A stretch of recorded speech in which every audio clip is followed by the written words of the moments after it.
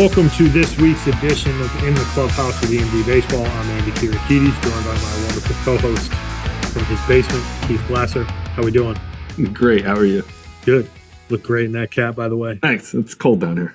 For those of you watching, I swear to God, he's not staging a robbery. A nice warm swacket.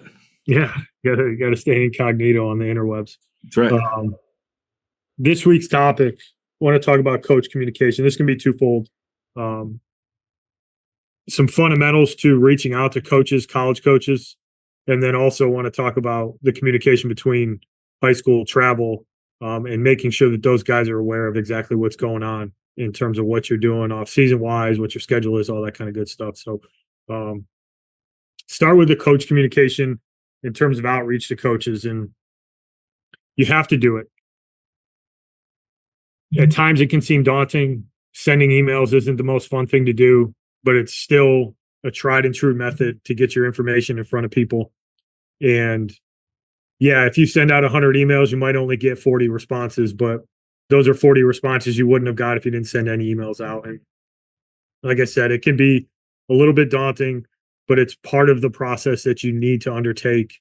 It's still a staple of how to reach out to coaches and get on coaches' radar. So couple tips that I have from a pure communication standpoint is make sure that your email is written by the player and maybe edited by mom and dad, maybe edited by somebody else who's helping you through the process. But I think it's important that the players have skin in the game and that they're able to craft these emails in kind of their voice. Second thing is, try not to make them completely generic. Try to have something in there that lets that coach know that I took a little bit of time to email you. Maybe a tidbit about the program, maybe something from an academic perspective that you're interested in there. Something that lets them know that you didn't send the exact same email out to 50 different coaches. So spend a little bit of time doing a little bit of research ahead of time and making sure that you've got your ducks in a row in order to send that. The next one is kind of obvious, but it's something that can happen. Most coaches will give you a pass. Some coaches won't. Make sure you're sending the email to the correct school and coach combination. Nothing worse than getting an email from a kid. And this happened at William and Mary. It's happened everywhere I've gone where, they meant to send it to Coach Marin at Old Dominion. And they sent it to me and it says, "Hey, Coach Marin, I'm really interested in Old Dominion." Most coaches will forgive you, but that just takes a little bit of time up front. Make sure you're not just mass emailing guys and just click and send and copy and paste. And take a little time and make sure you get some of that stuff right. As far as information, you basically need to make sure the coaches know who you are, some of your measurables, height, weight, 60 time, velocity, exit velo, anything that's been recorded that's relevant, where you go to school, what your GPA is, who do you play travel ball for. Make sure that you have some coaches' contact information so guys can reach out to you. And if at all possible, make sure you have some sort of video, ideally a link. We're big proponents of creating a YouTube channel or being able to post things on YouTube so that that information is easily accessible to coaches.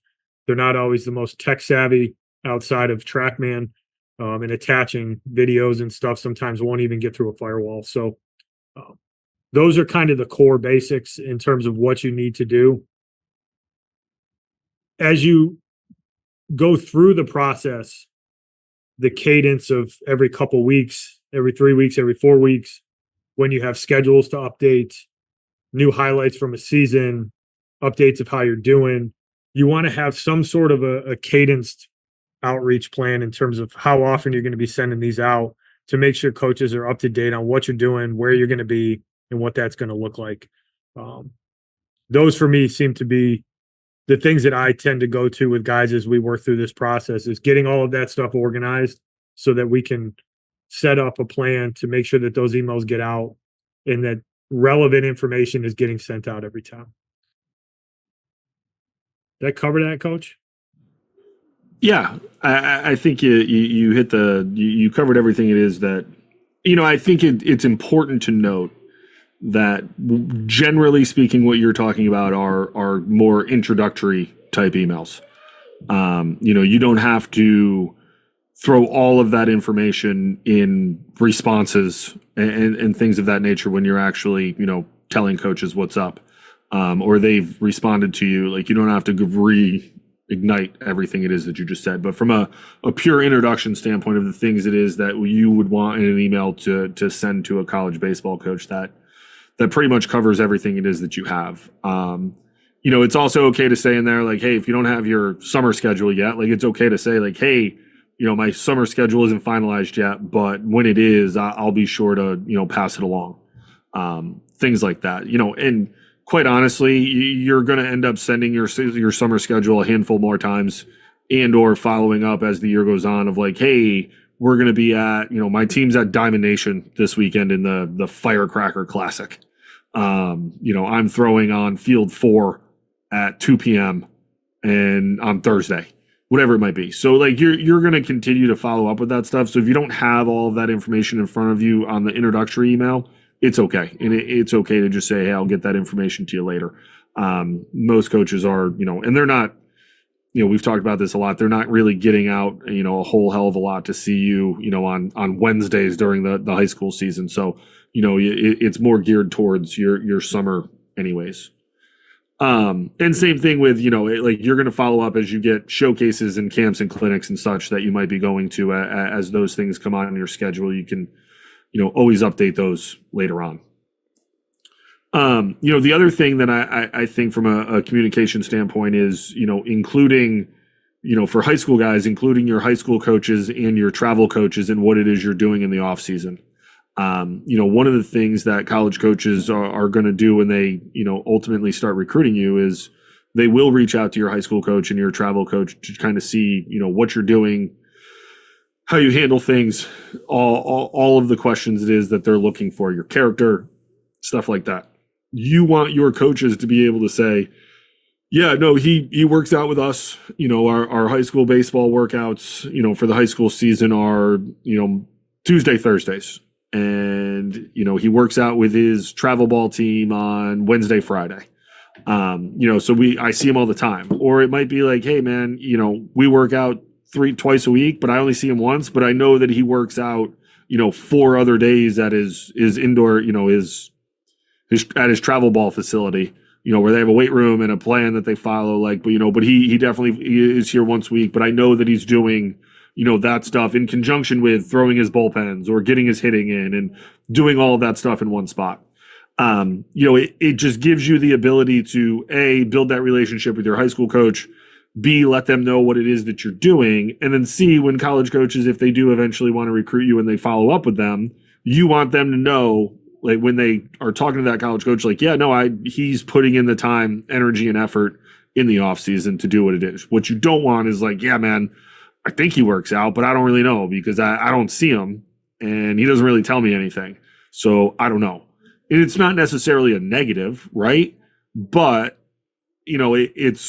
it can add a little bit to where like, all right, I got to call the travel coach and see which you're going to do anyways, but see what he says.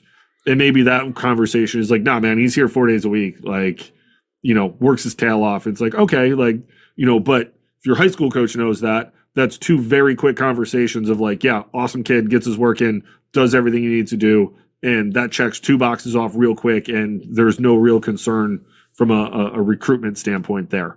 But it's just keeping them in the loop. The other part is, if you're a high school kid and you're working out at your indoor travel facility place quite frequently and you're throwing bullpens and stuff, like take some video, A, for your introductory emails and updating college coaches with your progress, but also send them to your high school coach. Like, hey coach, threw a bullpen last week. Arm feels great. This is where I'm at. I threw 30 pitches and, they actually had the TrackMan up and I was, whatever your velo was that day, to give them an idea of where you're at coming into the season too. And the other thing is they can look at it, and if things are going wrong at some point in the season, we can go back to those videos together and work over those things. I think you'd be hard pressed to find, a lot of coaches in this country that don't want to actually coach. So, that they are willing to have those conversations and want all the information in front of them so that they can help you develop as well. They want to have a hand, in how well you're progressing and how well you're doing as well. So, I think those are things that kind of get missed in the recruiting process for families and younger kids, is that, making sure that, not only do you want the college coach stuff squared away and ready to go, but you also want to be able to do it with your travel coach and your high school coach so that they know what you're doing and how you're doing, so that everyone's on the same page, so that when you do get recruited, those are two very quick conversations of like, yeah, man, does everything it is that he needs to do. I know that he's doing this 3, 4, 5 times a week. He hits, he throws, he does everything he needs to do. And, it squares that, it checks those boxes very quickly. So, it's something, like I said, that I think gets lost a little bit. And, it might be a little intimidating sometimes, but, just text your coach some video of you hitting or you pitching, whatever it might be. And then everyone's on the same page, and, you avoid that, conversation later on of like, yeah, why'd you tell X coach that I don't do anything? Well, I didn't tell him you don't do anything. I told him I don't know what you do, because I don't, so like, you got to keep in mind that your high school coaches and travel coaches are trying to build relationships with these coaches as well, so they want to make sure that they have all the information in front of them too. And it's as simple as just sending a handful of text messages over the off season, let them know what you're doing.